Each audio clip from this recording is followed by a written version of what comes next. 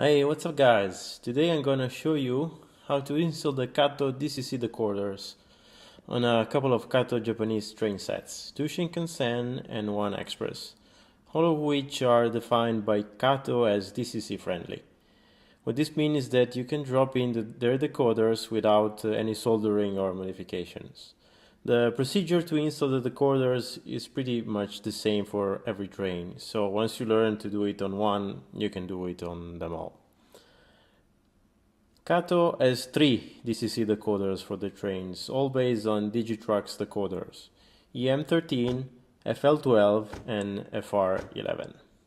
The EM13 is the decoder that goes into the motor car. The FL12 goes into the first and last car, and it controls the head and tail lights, of course. The FR11 controls the interior LED lights, but we won't talk about it here.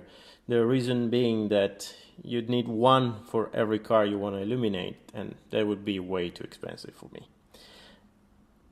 The EM13 and FL12 are double-sided circuit boards, with one side designed to contact the brass pickup rails that run between the tracks of the car, and the other side having outputs for the motor or lights, depending on which one.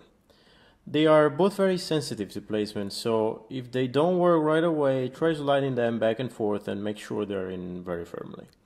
The EM13 goes in always the same way, while the FL12 is reversible, front to back, not top to bottom, and should be installed in opposite direction on the two cars.